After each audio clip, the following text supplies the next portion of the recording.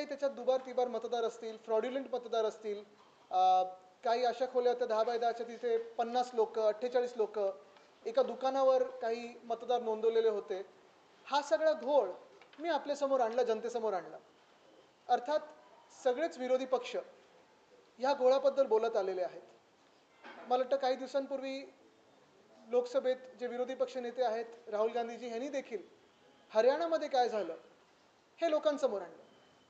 पण हे सगळे जे आम्ही करत आहोत, म्हणजे आता बिहारचा पण अभ्यास होईल, तिथे काही लोकांनी हे पण दाखवलेलं आहे की जेवढी मतं पोल झाली त्याच्यापेक्षा जास्ती मतं मोजली गेली वगैरे. हा सगळा जो गोंधळ आहे किंवा ही वोट चोरी जी आहे ही लोकांसमोर आणत असताना एका अर्थी ही अकॅडमिक एक्सरसाइज झाली, कारण निवडणुका होऊन गेलेल्या आहेत, सत्ता त्यांनी प्राप्त केलेली आहे, कुठच्याही मार्गाने असो पण त्यांनी प्राप्त केलेली, आमच्या डोक्यावर सरकार बसवलेली आहे. पण हे सगळं होत असताना आपल्याला आठवत असेल आमचा मोर्चा देखील आम्ही काढला होता, कारण 1 जुलै 2025 ही यादी ग्राह्य धरलेली आहे सगळ्याच महानगरपालिकेच्या यादीसाठी. एकतर म्हणजे जुलै ते आत्तापर्यंत जे 18 वर्षाचे मतदार आहेत, फर्स्ट टाइम वोटर्स असतील, त्यांना अधिकार तर मिळणारच नाही, ही वेगळी गोष्ट. 1 जुलै 2025 पर्यंत जी राज्य निवडणूक आयोगाने महानगरपालिकेसाठी मास्टर लिस्ट दिलेली आहे, त्याच्यात जो सगळा घोळ झालेला आहे, गोंधळ जो आहे, घोळापेक्षा गोंधळ घातलेला आहे किंवा चोरी केलेली आहे, त्याचा अभ्यास एका बाजूने चालू आहे. मला वाटतं पुढच्या 7-8 दिवसांमध्ये आम्ही पक्ष म्हणून मुंबईत जे काय आहे ते आपल्यासमोर ते प्रकरण आणू. पण अजून एक सगळ्यात महत्त्वाची गोष्ट म्हणजे ही जेव्हा एक बाजूला अकॅडमिक एक्सरसाइज चालू असते, ॲक्टिव्हली पुढच्या निवडणुकीसाठी आम्ही सगळेच विरोधी पक्ष म्हणून जेव्हा काम करत असतो, तेव्हा साधी गोष्ट म्हणजे जी प्रारूप यादी आलेली आहे काल, ड्राफ्ट रोल, ती पहिलं तर आपल्याला आठवत असेल 7 तारखेला येणार होती, 7 नोव्हेंबरला. मग सांगितलं गेलं की नाही आता 14 तारखेला येणार, येणार येणार येणार, ती परत त्या दिवशी सांगितलं नाही आता 20 तारखेला येणार. आणि एकंदर प्रश्न हाच होता आम्हाला की थांबलेत नेमके कशासाठी. बिहारच्या निवडणुकीसाठी थांबलेत, जेणेकरून तिकडचे काही दुबार मतदार जे दिल्ली, महाराष्ट्र, हरियाणा, जिथून जिथून बिहारमध्ये नेले होते भाजपने, ते इथे हलवण्यासाठी थांबलेले आहेत, की जो एकंदर त्यांच्याकडे दुबार तिबार मतदारांचा किंवा हे जे घरात 100 मतदार, 1000 मतदार दाखवलेले आहेत, शौचालयावर मतदार दाखवले, रजिस्टर केले घर म्हणून, नवी मुंबई आयुक्तांच्या घरी 105 मतदार दाखवले होते, हे सगळे गोंधळ क्लीन करायला ह्यांनी एवढा वेळ घेतला का, हा मी विचार करत होतो. पण काल जेव्हा ह्या मतदार याद्या यायला सुरुवात झाली, पहिली गोष्ट म्हणजे काल सकाळी या आलेल्या नव्हत्या, दुपारपर्यंत आले, संध्याकाळ झाली मतदार येण्यासाठी. ती यादी आल्यानंतर आपल्याला आठवत असेल, जर आपण आत्ता पण जाऊन पाहिलं तर एक सुद्धा यादी ही मशीन रिडेबल नाही आहे. खरं तर तसं यादी आपण पाहायला गेली तर आत्ता मी माझ्या नावाचं सर्च करून पाहिलं, त्याच्यात एवढे डिटेल्स मागितलेत त्यांनी की तुम्ही कुठे राहता हे तुम्हाला कसं कळणार आणि कुठच्या यादीत आहे, हा तर एक गोंधळ आहे. साधारणपणे 1 ते 50,000 वगैरे अशी त्यांनी यादी दिलेली आहे. पण काल जे दिसून आलं आणि जो आत्ता आम्ही अभ्यास सुरू केलेला आहे तो एवढा भयानक आहे, जे मी आधीपासून सांगत आलेलो आहे की निवडणूक आयोग हे सत्ताधाऱ्यांच्या कार्यालयात बसून काम करतं, हे आज दिसायला लागलेलं आहे. ह्यांना वॉर्ड कापणं जमलं नाही, ह्यांना वॉर्ड बाउंड्रीज बदलणं जमलं नाही, तर ह्यांनी अक्षरशः याद्यांच्या याद्या उचललेल्या आहेत आणि दुसऱ्या यादीमध्ये टाकलेल्या आहेत. काही उदाहरणांचा आम्ही अभ्यास केलेला आहे, तो तुमच्यासमोर आणूच. पण आज मी 29 महानगरपालिकेच्या क्षेत्रांमध्ये जे कोणी रहिवासी आहेत, जे कोणी नागरिक आहेत, त्यांना आवाहन करत आहे की खास करून तुम्ही तुमचं नाव आहे की नाही आणि तुमच्या घराच्या पत्त्यावर दुसऱ्यांचं कोणाचं नाव लिहिलं आहे का ह्याचा अभ्यास करणं गरजेचं आहे. काल प्रारूप यादी आली, ही तसं नागरिकांना तसं कुठेही माहिती नाही. राजकीय पक्ष म्हणून जे आम्ही अभ्यास करतोय आम्हाला पण ते कठीण गेलेलं आहे. जी समरी दिलेली आहे ती समरी एवढी भयानक आहे, तुमची बिल्डिंग त्याच्यात आहे की नाही हे तुम्हाला कळणारच नाही. आणि तिसरी गोष्ट म्हणजे माझं त्या यादीत नाव आहे की नाही हे मी जाऊन शोधायचं तरी कुठे नागरिक म्हणून. एवढं सगळं ते कठीण करून ठेवले, किचकट करून ठेवलेलं आहे. आम्ही 3-4 उदाहरणं तुमच्या समोर आणतो, कारण ह्याचा अभ्यास आम्ही लगेच केला. काल रात्रभर बसून आमच्या पूर्ण टीमने हा अभ्यास त्वरित केलेला आहे. पुढच्या 2-3 दिवसांमध्ये अजून काही गोष्टी तुमच्यासमोर आणू ज्या धक्कादायक आहेत, त्याच्यावर आमचा अभ्यास सुरू आहे. आणि हे ऐकल्यानंतर तुम्ही ठरवा की अशी निवडणूक जी गेम सेट मॅच केलेली आहे, मग तुम्ही आम्हाला मतदानाला तरी कशाला बोलवता. तुमच्याच कार्यकर्त्यांमध्ये मतदान घ्या आणि इलेक्शनच्या ऐवजी सिलेक्शन बोलून टाका ना. पण अशी जी मतदार यादी आणि गोंधळ बोलणार नाही, पण चोरी जी तुम्ही करत आहात, मुंबई जिंकण्यासाठी असेल, पुणे जिंकण्यासाठी असेल, ठाणे जिंकण्यासाठी असेल, देशाची सत्ता काबीज केल्यानंतर देखील तुमचा जीव चिटिंग करून, वोट चोरी करून शहरं आमची महाराष्ट्राची जिंकायची ते लुटायची आहेत, ती अशा प्रकारे जर असेल तर निवडणुकीला सामान्य माणसांनी, जनतेने जायचं कसं, इतर पक्षांनी जायचं कसं, हा प्रयत्न आहे. आम्ही प्रयत्न हा मोडून काढूच. आम्ही ऑब्जेक्शन तर टाकणार आहोत, कारण साहजिक आहे तुमचा पुढचा प्रश्न असेल की तुम्ही ऑब्जेक्शन घेणार का, पुढचं पाऊल काय. ऑब्जेक्शन टाकू, पण ऑब्जेक्शन टाकल्यानंतर निवडणूक आयोग खरोखर त्याच्यावर काही करणार आहे का, हे उत्तर भाजपकडून नाही तर निवडणूक आयोगाकडून अपेक्षित आहे. मी विनंती करीन आमचे पक्षाचे सचिव सूरज चव्हाण यांना की ज्या 2-3 याद्यांवर आम्ही अभ्यास केलेला आहे आणि जो घोळ झालेला आहे किंवा गोंधळ घातला आहे, निवडणूक आयोगाने, भाजपच्या निवडणूक आयोगाने तो लोकांसमोर आणावा. जय महाराष्ट्र. सर्वप्रथम जसं आदित्य साहेबांनी सांगितलं, महाराष्ट्र निवडणूक आयोगाने प्रारूप मतदार यादी जाहीर केल्यानंतर अवघे 7 दिवस नागरिकांसाठी सजेशन ऑब्जेक्शनसाठी दिलेले आहेत आणि आपल्या पक्षाला देखील अवघे 7 दिवस ह्या सजेशन ऑब्जेक्शनसाठी दिलेले आहेत. आता हे सजेशन ऑब्जेक्शन करत असताना ज्या याद्या दिल्या आहेत, ह्या याद्यांमध्ये जी यादीच्या सुरुवातीला समरी दिली आहे, अगदी बारीक अक्षरात 20-20 ते 25-25 पानांची समरी आहे. बरं, ही समरी असताना ही समरी कशी आहे, तर विधानसभेच्या यादीचा भाग क्रमांक त्यात दिलेला आहे. विधानसभेच्या यादीचा भाग क्रमांक. आता विधानसभेला माझं नाव कुठल्या मतदार यादीत होतं हे आज त्या नागरिकाला लक्षात असणं शक्य आहे का, तर निश्चितपणे नाही. म्हणजे त्या नागरिकांनी विधानसभेचा यादीचा भाग क्रमांक आठवायचा आणि आपण कुठल्या प्रभागात आहोत ते बघायचं आणि मग त्या प्रभागाची यादी शोधायची आणि मग त्या प्रभागात आपलं नाव आलं की नाही बघायचं. आम्ही काही थोडेसे ज्या काही मोठे घोळ, म्हणजे काल यादी निघाल्यानंतर आम्हाला प्रत्येक प्रभागातनं आमच्या पदाधिकाऱ्यांचे फोन आले, ते सचिन पडवळ नगरसेवकांचे फोन आले, आमच्या विभाग प्रमुखांचे फोन आले, आमचे घाटकोपर विभागांचे फोन आले की आमच्या प्रभागामध्ये 22च्या प्रभागातल्या 3-3 याद्या आल्या आहेत, आमच्या प्रभागाला 2 याद्या दुसऱ्या याद्या गेल्या आहेत. आता एक यादी म्हणजे 1200 ते 1300 मतदार, 1200 मतदार आपण पकडूया. म्हणजे जर 2-2 हजार 3-3 हजार जर नव्याने मतदार ॲड झाले असतील 22च्या मतदारसंघातील किंवा आपल्या मतदारसंघातील, अशा 1-2 याद्या दुसऱ्या बाजूला गेल्या असतील तर किती मोठा घोळ झाला असेल आणि तो मतदार नक्की मतदान कोणाला करणार आणि मतदान केल्यावर त्याचा नगरसेवक कोण, हा या ठिकाणी प्रश्न उभा राहिला आहे. आपण जर बघितलं तर वॉर्ड क्रमांक 12 म्हणजे माघाटणे विधानसभेमध्ये वॉर्ड क्रमांक 12 ह्यामध्ये त्यांनी यादीचा भाग क्रमांक 147 माघाटणे विधानसभेतली वॉर्ड क्रमांक 12मध्ये अख्खी यादी त्यांनी सुरुवातीला समरीमध्ये दिलेली आहे. समरीमध्ये अख्ख्या यादी सगळे सेक्शन टाकलेले आहेत, जवळजवळ 34 का 35 सेक्शन आहेत. परंतु मागे त्या ह्याच्यात फक्त 11च मतदारांचे नाव आहेत. म्हणजे विधानसभेच्या 147 जे काय 1200 मतदार असतील, परंतु या वॉर्डमध्ये फक्त 11 मतदार आलेले आहेत 12मध्ये. पण त्यांची नावं आम्ही अधिक चौकशी अधिक खोलात गेलो, आमच्या पदाधिकाऱ्यांनी तिथले बघितलं तर त्यांची नावं आम्हाला प्रभाग क्रमांक 11मध्ये मिळाली, वॉर्ड नंबर 11मध्ये मिळाली. सामान्य माणसालाही कशी मिळणार. तसंच वॉर्ड क्रमांक 225 कुलाबा विधानसभा या ठिकाणी त्यांनी काय केलं आहे, एका वॉर्डमध्ये एका यादीमध्ये 1300 नावं आहेत, यादीचा भाग क्रमांक 111, 1200 ते 1300 नावं आहेत. परंतु 225मध्ये संपूर्ण यादी ज्यावेळेला आम्ही बघितली, अगदी रात्रभर आमचे पदाधिकारी शोधत होते, अवघी 398च नावं त्या 225 या प्रभागात मिळाली. मग बाकीची नावं कुठल्या वर्गात गेली, त्याच्या बाजूच्या प्रभागात शोधण्याचा प्रयत्न केला, पण त्या समोरीत त्यांची नावं, त्या इमारत्या सेक्शन्सची नावं नाही आहेत. अजून कुठे शोधणार, मग ती नावच मिळत नाही आहेत. मग ती कुठल्या तरी भलत्याच वॉर्डमध्ये गेली असण्याची शक्यता आहे. आता अणुशक्तीनगर विधानसभेमध्ये देखील वॉर्ड क्रमांक 147 आमचे प्रमोद शिंदे बसले आहेत, त्यांचा स्वतः स्थानिक वॉर्ड आहे. त्या प्रभागात येणाऱ्या इमारतींची नावं, एक यादी एकच आहे, विधानसभेची यादी एक आहे, त्या यादीचा भाग क्रमांक होता 172. परंतु ती यादी आता महानगरपालिकेने 2 वॉर्डमध्ये डिवाईड केली. जुन्या प्रभागाप्रमाणे 147मध्ये येते, आता डिवाईड करताना अर्धी नावं 147मध्ये दिली आणि अर्धी नावं 148मध्ये दिली. पुन्हा एकदा एकाच ह्याच्यात राहणार, एकाच सेक्शनमध्ये राहणारी लोक 2 प्रभागात डिवाईड करण्यात आली. या ठिकाणी 222 यादीचा भाग क्रमांक 222. शिवडी विधानसभा 206मध्ये आमचे सचिन पडवळजी आहेत, त्यांच्या प्रभागात बाजूच्या अभिनवनगरमधल्या 205 या प्रभागातील किती याद्या दिल्या, 5 ते 6 बूथच्या समरीमध्ये ॲड केल्या. तसंच 204 मधल्या पण एक समरीमध्ये ॲड केली. म्हणजे निवडणूक आयोग भविष्यात ह्या याद्या कुठून ॲडिशनल नावं आणून ॲड करण्याची शक्यता आहे का, हा प्रश्न या ठिकाणी उभा राहतोय.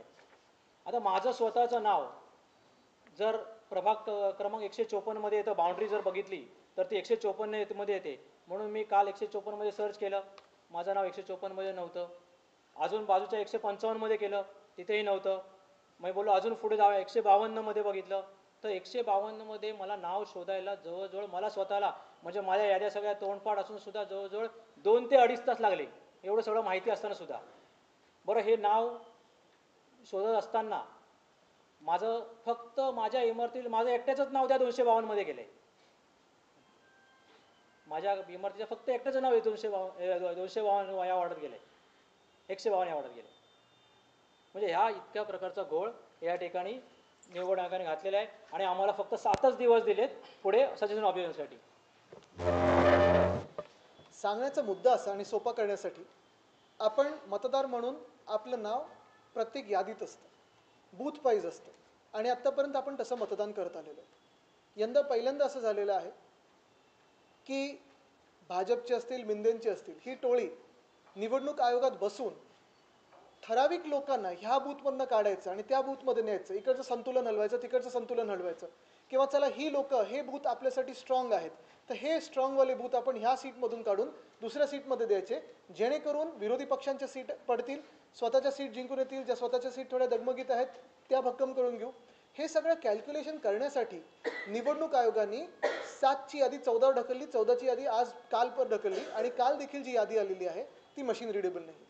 आमच्या प्रामुख्याने 2 मागण्या असतील, आम्ही तो ऑब्जेक्शन टाकत आहोतच. सगळे इतर राजकीय पक्षांशी आम्ही बोलणार आहोत. ह्याच्यात जर भाजपला खरोखर लोकशाही वाचवायची असेल त्यांचं पण आम्ही स्वागत करतो. पण निवडणूक आयोगाने हा जो गोंधळ घातलेला आहे त्याच्यात 2 कारणं असू शकतात. पहिलं कारण म्हणजे इनकॉम्पिटन्स, त्यांना काम करता येत नाही. जर निवडणूक आयोगाच्या लोकांना किंवा त्यांचा जो स्टाफ असेल किंवा त्यांचे जे आयुक्त असतील ते इनकॉम्पिटंट असतील, त्यांना काम करता येत नसेल तर तातडीने त्यांना सस्पेंड करणं गरजेचं आहे, घरी बसवणं गरजेचं आहे. पण हे जर मुद्दाम झालं असेल, एखाद्या पक्षाला मदत करण्यासाठी झालं असेल तर त्यांच्यावर देशद्रोहाचा गुन्हा टाकून त्यांना जेलमध्ये टाकणं गरजेचं आहे. कारण हे आपल्या साध्या सामान्य माणसाचा, नागरिकाचा मतदानाचा अधिकार खेचून घेण्याचा प्रयत्न होतो, तुम्हाला मतदानापासून वंचित ठेवण्याचा प्रयत्न होत आहे. आणि मुंबईत ठराविक पक्षांना, मुंबई किंवा बाकी सगळ्याच शहरांमध्ये असेल, ठराविक पक्षाला मदत होईल असं सगळं हे कटकारस्थान चालू आहे.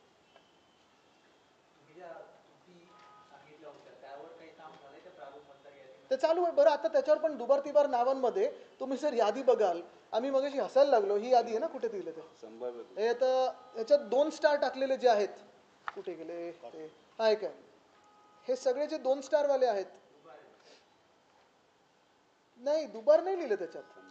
आता तुम्हाला बघतो, हे एक आहे शिवराम सुधीर सावंत, 2 स्टार लिहिले, संभाव्य दुबार मतदार.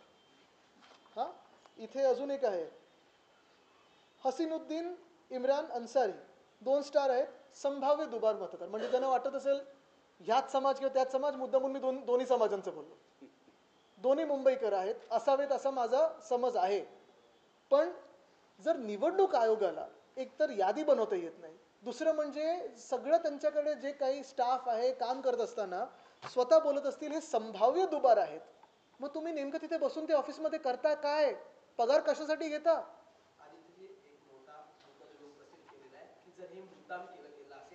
तर त्यावर थेट देशद्रोहाचा खटला टाकला. या आधी अजून कशाचा टाकायला या पाहिजे? आधी आपण जर पाहिलं तर पंजाब आणि दिल्लीमध्ये एका निवडणूक अधिकाऱ्याचा व्हिडिओ व्हायरल झाला होता, तो सीसीटीव्हीकडे पाहिला, त्याच्यावरही अद्याप त्या प्रकारची कारवाई झाली नाही. तुम्हाला वाटतं का त्याची ही मागणी तरी मानली जाईल? देशहितासाठी ही मागणी मान्य असायला पाहिजे. जर खरोखर भाजप पण स्वच्छ हात असतील त्यांचे, कारण मध्ये ते पण त्यांनी पण मान्य केलं होतं ना की दुबार तिबार नावं आहेत, त्यांनी तर वाचून दाखवलेलं, मी जसं वरळीचं प्रेझेंटेशन केलं तसं. म्हणजे ते पण मान्य करतात. मग ते पण पप्पू झाले की गप्पू झाले सांगायला पाहिजे त्यांनी. आदित्यजी, तुम्ही म्हटलात की हरकती सूचना तुम्ही नोंदवणार आहात. 7 दिवसांचा अवधी आहे. मात्र अनेकांकडून माहिती अशी मिळते की 7 लाखांपेक्षा कदाचित जास्त पानं आहेत. हो. आणि जसं आता प्रेमजींनी सांगितलं की त्यांना अभ्यास करायला आम्हाला बराचसा वेळ लागतो. मग ही जी हरकती सूचनांचा कालावधी ठरवून दिलेला असतो तो वाढवून मिळावा त्याकरता तो वाढवून मिळायलाच पाहिजे. आम्ही उद्याकडे हे सगळं याचं संकलन करून पूर्ण गाडी भरून तिथे आम्ही सगळे हे डॉक्युमेंट्स देणार आहोत. इतर पण पक्ष जे आमच्या टचमध्ये आहेत, जे विरोधी पक्ष आपण त्यांना बोलतो, पण साधारणपणे आमच्या महाविकास आघाडीतले असतील किंवा इतर जे पक्ष आहेत, मग मनसे आहे, सगळेच आहेत, ह्याच्यावर काम करत आहेत. भाजपने कदाचित काम केलंच असेल कारण त्यांनीच हे घुसवलेले असतील, त्यांना पण माहिती असेल. मुद्दा हाच येतो की ऑब्जेक्शन घेण्यासाठी 7 दिवस पुरेसे आहेत का? हे अभ्यास करण्यासाठी 7 दिवस पुरेसे आहेत का? आता आम्ही काल रात्रभर जागून हे सगळं केलेलं आहे. कॉफीचा पुरवठा जर इलेक्शन आयोग करत असेल तर आम्ही अजून काही दिवस रात्रभर जागू करू. पण 7 दिवस हे सगळं केल्यानंतर पुढचा टप्पा हा येतो की जेव्हा फायनल लिस्ट येईल त्याच्यात पण जर गोंधळ असला तर मग निवडणूक आयोग काय काम करणार? मागणी म्हणजे आहेच आमची की वाढवून द्याच, पण दुसरं म्हणजे मशीन रिडेबल द्या ना. आणि थोडी एवढी किचकट करण्यापेक्षा प्रक्रिया सोपी करून द्या. माझं नाव जर टाईप होत असेल किंवा इपिक नंबर टाईप होत असेल तर मला माझं मतदार कुठे आहे, मतदान कुठे आहे कळू द्या. जाणीवपूर्वक आधुनिक तंत्रज्ञानाचा वापर केला जात नाही किंवा चोरी पकडली जाईल, चोरी पकडली जाईल म्हणून कुठेही मशीन रिडेबल हे ठेवत नाही. एका घरात 38 नावं अजूनही तशीच आहेत. आम्ही तर ऑब्जेक्शन घेतोय आता सगळीकडे. आता आम्ही अजून मुंबईभरात शोधलेले आहेत, ते लवकरच पुढच्या 7 दिवसात तुमच्या समोर येईल. 2017 मध्ये 91 लाखच्या आसपास मतदान होते, आता ते 1,04,00,000च्या आसपास गेले. एवढ्या 14 लाख जागांची चाळणी करायची आणि त्याच्यात ती आधीची, एवढं तुम्हाला वाटतंय का 7 दिवसात पूर्ण होईल? नाही, ही चाळणीपेक्षा निवडणूक आयोगाचे जे चाळे आहेत त्याची चाळणी करायला आम्हाला त्रास जातो. परत परत तुम्हाला हेच सांगेन मी की घाबरताय कशाला तुम्ही, यादीत घोळ घातलाय कशासाठी तुम्ही? आणि जर तुम्हाला काही चोरी नसेल तुमची तर ठेवा ना मशीन रिडेबल, सोपं करा. तुमचं तर नाव जाऊन सर्च करा बघा BMCच्या वेबसाईटवर, प्रयत्न करा, होणार नाही ते. आणि म्हणून मी प्रामुख्याने हेच सांगेन, पहिलं म्हणजे वेळ वाढवून तर द्याच, दुसरं म्हणजे मशीन रिडेबल करा, पण तिसरं म्हणजे हे जर तुम्हाला संभाव्य वाटत असेल, एक नाव मी मगाशी काढलं ते कुलाबा मतदारसंघात आहे आणि बँड्रा वेस्टमध्ये सेम नाव आहे पण संभाव्य लिहिलेलं आहे. हे जर आम्हाला कळतंय आणि आम्ही शोधू शकतो, तुम्ही का नाही शोधू शकत? तुमच्याकडे तर पूर्ण मास्टर लिस्ट आहे. बरं, हे काही नवीन आत्ताचे मतदार नाही आहेत, हे 1 जुलै 2025च्या आधीची यादी आहे. म्हणजे मग जुलै, ऑगस्ट, सप्टेंबर, ऑक्टोबर, नोव्हेंबर संपायला आला, मग तुम्ही काय केलं तेवढे दिवस? आणि ही चोरी नाही, हा गुन्हा नाही तर दुसरं काय? तुम्ही मतदार याद्या घेऊन निवडणूक आयोगाकडे जाणार आहात, म्हणजे तुम्ही जसं म्हटलात की आम्ही मोठी गाडी घेऊन जाणार. हो, पण पहिलं म्हणजे आज आम्ही सगळे हे काल रात्री हे सगळ्या याद्या डाउनलोड झाल्या, काही काही तर अजून होत नाही आहेत. ते झाल्यानंतर तर त्याच्यावर अभ्यास चालू आहे, कारण फिजिकली आम्हाला चेक करायला लागते, कुठेही चुकीचा आरोप होऊ नये ह्याची दक्षता आम्ही जास्ती घेतोय, काळजी आम्ही घेतो. आमचे सगळे विभाग प्रमुख असतील, आजी माजी नगरसेवक आहेत, इच्छुक अनेक लोक आहेत, ते पण करतायत. हे सगळेच लोक ह्याच्यात लागलेले आहेत.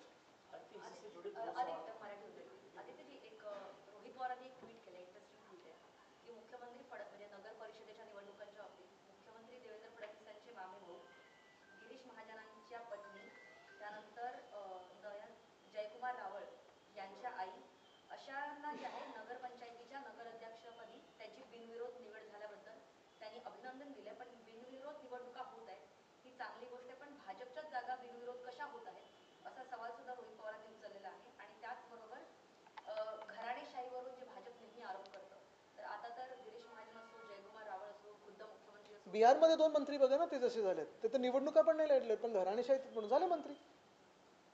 तर सांगण्याचा मुद्दा आहे की हा निवडणुकीचा तर नंतरचा विषय, बिनविरोध. म्हणजे माझं तर म्हणणं असं आहे की तुम्ही अशा जर याद्या करणार असाल तर आम्हाला मतदानाचा पण अधिकार देऊ नका ना, बिनविरोध अशाच करून टाका. तसंच झालेलं आहे. ज्या नेरूळच्या पुतळ्यावरून, महाराजांच्या पुतळ्यावरून राजकारण झालं, अमित ठाकरेंवर गुन्हा दाखल केला, त्याच्यानंतर तुम्ही ट्विट सुद्धा केलं होतं. आज त्याच पुतळ्याचं पुन्हा एकदा मंत्री गणेश नाईक यांच्या हस्ते अनावरण होते. एकनाथ शिंदे यांचं आमंत्रण होतं, पण त्या ठिकाणी ते पोहोचलं नाही. आता महाराजांचं पुतळ्याचं अनावरण आहे, गद्दारांना कसं जवळ ठेवणार ते? महाराष्ट्राच्या विरोधात जे काम करतात तसं कोणाला जवळ घेणार तिथे? पण दुसरी गोष्ट म्हणजे जर आमच्याच राज्यामध्ये आमच्याच राजाचं पुतळ्याचं अनावरण करणं गुन्हा असेल, जे अमितवर गुन्हा टाकलेला आहे, मग हे कोणासाठी राज्य चालले, कशासाठी राज्य चालले? आणि तसं जर पाहायला गेलं तर जेव्हा आपण बोलतो हे रयतेचं राज्य आहे, जनतेचं राज्य आहे, आज तुम्ही बघा जे पालघर साधू हत्याकांड जो झाला ते आम्हाला बदनाम करण्याचा प्रयत्न केला, आमच्या सरकारला बदनाम करण्याचा प्रयत्न केला, त्याच काशीनाथनं घेतलं होतं नाही भाजपने. आणि मग सगळी बोंबाबोंब झाल्यानंतर, म्हणजे एकतर हिंदुत्व यांचं खोटं आहे आणि बोंबाबोंब झाल्यानंतर स्थगिती दिली, म्हणजे एकतर त्यांचा हात होता आणि तरी तुम्ही घेतलं आणि हात नव्हता म्हणून तुम्ही स्थगिती दिली. नेमकं काय हे भाजपने स्पष्टीकरण द्यावं. दुसरी गोष्ट म्हणजे तसं पाहायला गेलं तर शेतकऱ्यांना अजून कुठेही मदत मिळालेली नाही आहे, महिलांवर अत्याचार वाढत चाललेले आहेत. आणि हे सगळं एका बाजूला होत असताना, लोक हैराण असताना, त्रस्त असताना, हा गोंधळ आहे ना ह्याच्यासाठी घालायला लागतोय, कारण नाहीतर जिंकणं येणं शक्य नाही आहे. एकीकडे मतदार यादीतला गोळ वगैरे तुम्ही समोर आणतात आहात, मात्र दुसरीकडे महाविकास आघाडीमधली अंतर्गत लढाई आपण कशी जिंकणार आहात? कारण काँग्रेसने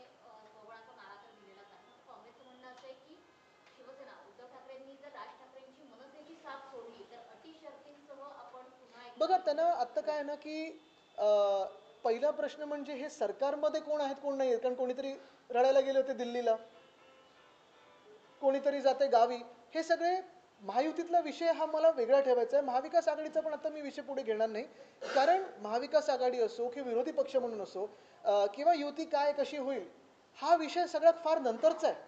पहिला मला वाटतं पुढचे 7 दिवस आपण सगळ्यांनी मिळून, कारण हे प्रत्येकाच्या हिताचं आहे. कोण अपक्ष लढत असेल, कोण सत्ताधारी पक्षातून लढत असेल, आम्ही म्हणून विरोधी पक्ष म्हणून लढत असू, पण हेच जर मतदार यादीतच घोळ असेल तर कुठची युती आणि कुठची आघाडी काहीच करण्याला अर्थ नाही आहे. पण काँग्रेसने जो स्वबळाचा नारा दिलेला आहे त्यांचं म्हणणं असं आहे की मनसेची साथ अजून मी तरी ऐकलं नाही. आत्ता मला नुसतं निवडणूक आयोगाचं कानावर येतंय, त्यांची शांतता माझ्या कानावर येते. आणि कदाचित आता भाजपकडून एक आवाज जो सतत निवडणूक आयोगासाठी येतो तो संध्याकाळपर्यंत येईल. पण सगळ्या विरोधकांना एकत्र करण्यासाठी तुमचा पक्ष पुढाकार घेणार आहे. बघा मी आत्ता जे संभाव्य आहे दुबार तिबार त्याच्यावर बोलून पक्षावर बोलणार नाही. एक वेगळं राजकारण मी वेगळ्या कुठच्याही विषय मी वेगळ्या कुठच्याही वेगळ्या ऐका एक मिनिट ऐका हा महत्त्वाचा जरी प्रश्न असला तरी हा प्रश्न हा कायदा सुव्यवस्थेचा पण तेवढाच प्रश्न आहे. रेल्वे पोलीस काय करत होती ते खरोखर तसं झालं का, कारण ती व्यक्ती पण मराठीच होती.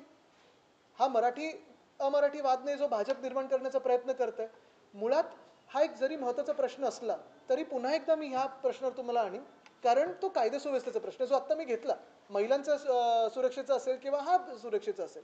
आता मध्यंतरी ते 2 ट्रेन घासून मध्ये जी लोक चिरडली गेली त्याच्यावर कुठे काय रेल्वे मंत्रालयाकडून आलेलं.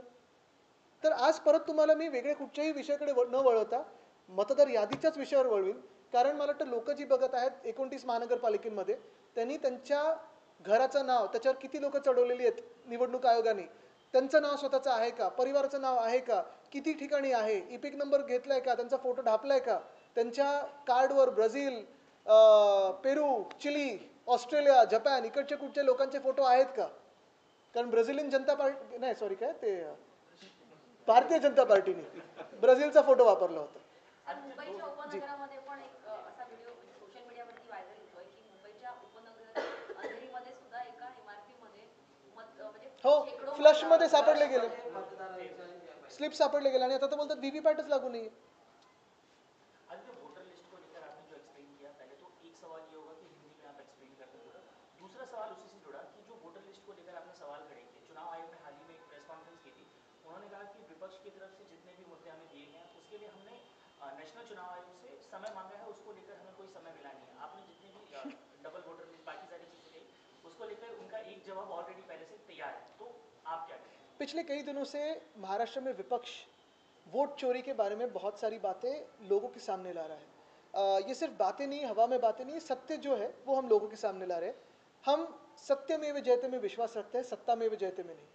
लेकिन भाजपा की तरफ से अगर आप देखें तो सारे जो हम सवाल, सारे जो प्रश्न हम चुनाव आयोग को पूछते हैं उत्तर आता है भाजपा से. भाजपा के प्रवक्ता आके जवाब देते हैं.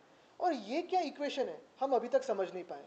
अभी तक हम ये मानते आए थे कि चुनाव आयोग ये न्यूट्रल एजेंसी है. ऐसे भी दिन थे टीएन सेशन साहब के जो एक न्यूट्रल एजेंसी करके काम करते थे. लेकिन आज अगर आप देखें तो भाजपा के दफ्तर से ही, भाजपा के कार्यालय से ही चुनाव आयोग का काम चलता है. पिछले कई दिनों में आपने देखा होगा हमने जो मोर्चा निकाला था या चुनाव आयोग को जाके मिलके भी आए थे, फिर वो राज्य चुनाव आयोग हो या फिर उनके नीचे के जो सारे लोग अभी महापालिका में काम कर रहे हैं, मुंबई हो, पुणे हो, ठाणा हो, नागपुर, नासिक, लगभग 29 महानगर पालिका भी शायद जनवरी में ये सोच रहे हैं कि हम चुनाव उसमें लागू करें. लेकिन ये सारी जो बातें हैं डबल वोटर्स की हो, ट्रिपल वोटर्स की हो, 10 बाय 10 की खोली में 50 लोगों के हो रजिस्ट्रेशन की, या किसी दुकान पे किसी का रजिस्ट्रेशन हुआ होगा, नवी मुंबई में तो किसी एक सुलभ शौचालय पे भी 5-6 लोगों का रजिस्ट्रेशन वोटर करके हुआ है. वहाँ के म्यूनिसिपल कमिश्नर के घर के नाम पे ऑफिशियल बंगलों पे 105 लोगों का रजिस्ट्रेशन हुआ था. ये सारी बातों पे हमने तो ऑब्जेक्शन लिए हैं. लेकिन अगर आप ही हमें बता रहे हैं कि केंद्र का चुनाव आयोग राज्य के चुनाव आयोग को समय नहीं दे रहा है, तो फिर आम जनता जाएगा. आज ये पत्रकार परिषद मैंने इसलिए बुलाई है कि आपके माध्यम से मैं सारी जनता को आह्वान देना चाहता हूँ, एक विनती करना चाहता हूँ कि आपके खुद के नाम ढूंढो इस लिस्ट में है कि नहीं. पहली बात तो ये है कि आप इस वोटर लिस्ट में आए हो कि नहीं, ये पहली बात है. दूसरा, आप ही का फोटो, आप ही के डिटेल सही है कि किसी ब्राज़ील के मॉडल के फ़ोटो आपके नाम पे चिपकाए गए, ये भी देखते हैं। तीसरी बात, आपके जो घर के एड्रेस है उस पे कितने लोग हैं, क्या सही लोग हैं, गलत लोग हैं, जान पहचान के लोग हैं कि दूसरे लोग लाए हैं, ये भी एक बात देख लो। लेकिन कल शाम को जो लिस्ट, वोटर लिस्ट आई थी, ये हर एक बूथ की लिस्ट आती है, ऐसी होती है लिस्ट। इसमें हमने देखा है कि बहुत सारे वार्ड्स में अदला बदली हुई। जो वार्ड नंबर 12 में होने चाहिए उन्हें दिखा है वार्ड नंबर 11 में। ये सचिन पडवल जी हमारे जो बैठे हैं वो कॉरपोरेटर थे, बाजू 205 वार्ड के इनके वार्ड में डाले गए हैं। काफ़ी सारे ऐसे भी हैं जहां आप जिस बिल्डिंग में रहते हो लगभग 60% लोग आपकी बिल्डिंग के वही वार्ड में हैं, 40% लोग किसी दूसरे वार्ड में डाले हैं। अच्छा, इतनी ये जो प्रोसेस है, जो पूरी प्रक्रिया है खुद का नाम ढूंढने की, इतनी जटिल करके रखी है इन्होंने कि अगर आप ऑनलाइन भी जाए तो उसमें आप ढूंढ नहीं पाओगे आपका खुद का नाम। तो फिर अगर एक आम नागरिक के तौर पे मैं अपना मतदान का अधिकार पूरा एक्सरसाइज करना चाहता हूँ, मैं जाके कैसे ढूंढूं कि मेरा नाम कौन सी लिस्ट में है? मशीन रीडेबल लिस्ट लाई नहीं है, ऑनलाइन ढूंढना हो तो जटिल प्रक्रिया है। मैं अगर किसी पार्टी का नहीं हूँ, पार्टी को ही अगर ये सब कठिन लग रहा है तो आम मतदार क्या करेगा, आम मतदाता क्या करेगा? तो इसलिए मैं आज ये आवाज़ उठाने के लिए आया हूँ कि ये पहली तो लिस्ट दुरुस्त हो। जो ये पूरा, मैं कहूँगा नहीं कि ये कन्फ्यूजन है, ये क्राइम है जो चुनाव आयोग ने किया है, और ये क्राइम बहुत सोच समझ के किया है। पहले ये लिस्ट, वोटर लिस्ट जो ड्राफ्ट रोल आता है वो 7 तारीख को आने वाला था, वो 14 तारीख को आने वाला था, फिर 14 को कहा गया नहीं 20 तारीख को आएगा। कल रात तक ये लिस्ट डाउनलोडेबल नहीं थी।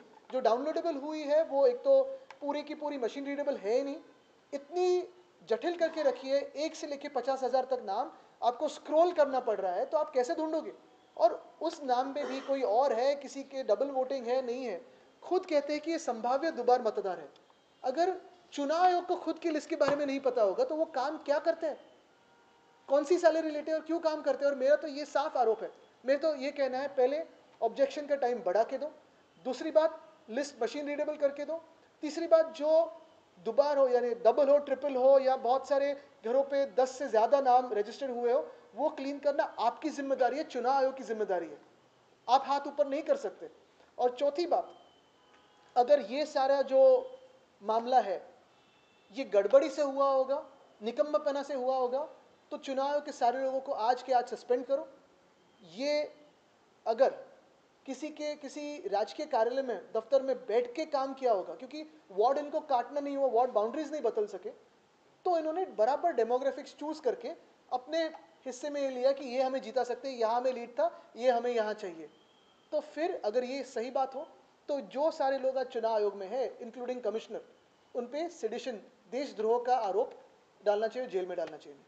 आदित्य, हाँ, एक बिहार चुनाव से जुड़ा हुआ प्रश्न होगा कि बिहार चुनाव के पहले जमकर ऑपोजिशन ने एक साथ एकजुटता दिखाई थी वोट चोरी के मुद्दे पर, लेकिन जब से ये रिजल्ट आए हैं पूरा ऑपोजिशन बिहार चुनाव के नतीजों पर शांत है, तेजस्वी काम चल रहा है। लेकिन अगर आप देखें तो महाराष्ट्र का चुनाव हो, हरियाणा का चुनाव हो, हरियाणा पे राहुल गांधी जी ने तो पूरा प्रेजेंटेशन दिया, मैंने वर्ली पे दिया है, मुंबई और महाराष्ट्र पे हमारा काम चालू है। बिहार का भी ऐसे ही आएगा। ऑलरेडी ट्विटर पे आपने देखना शुरू होगा कि उस पर एनालिसिस शुरू हो गए।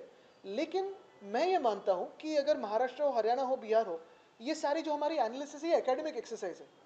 आज अभी लाइव क्या है, तो ये सारे 29 जो महानगर पालिका के चुनाव है वो है, और हम अगर ऑब्जेक्शन ले रहे हैं तो चुनाव आयोग का ये कर्तव्य बनता है कि हमें हमारी बात सुने और जो गलत है उसे ठीक करें।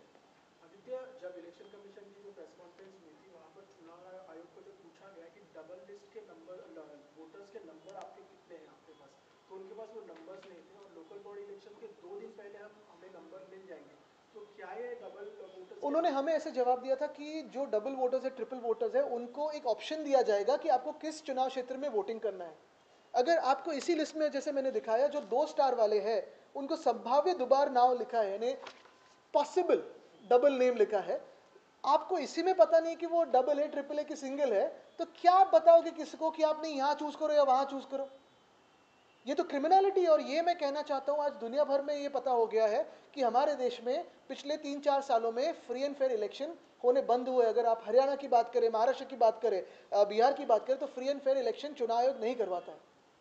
पालिका चुनाव को लेकर एक आदित्य खैरे का जो सवाल पूछा गया था वो इसलिए इम्पोर्टेंट हो जाता है क्योंकि इस पूरे मुद्दे में अगर आप देखें तो ये पर्सनल प्रॉब्लम्स होती हैं, कार्यकर्ताओं की अपनी पर्सनल प्रॉब्लम्स होती हैं, उसके उसके बाद उनमें झगड़े होते हैं और कई जगहों पर, जितनी भी जगह पर ये रिपोर्ट हुई है खबरें, बाद में पता चला है कि ये हिंदी मराठी का विषय नहीं था, ये पूरा विषय उनका पर्सनल कल लेकिन पहले जो दिखाया गया जो भाजपा की इकोसिस्टम से आया वो मराठी और गैर मराठी का था, लेकिन ऐसे तो था ही नहीं। तो मैं यही बात कहना चाहता हूँ, ये हर एक की बात होती है कि कैसे हम दिखाएं, और खास करके ऐसे विषयों में थोड़ी सेंसिटिविटी भी होनी ज़रूरी है।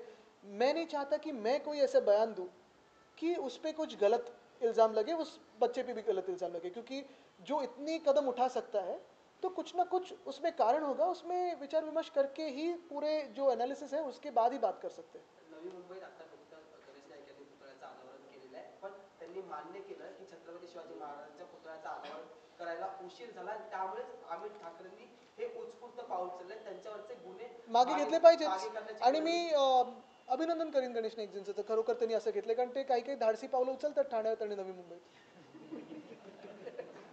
खरंच।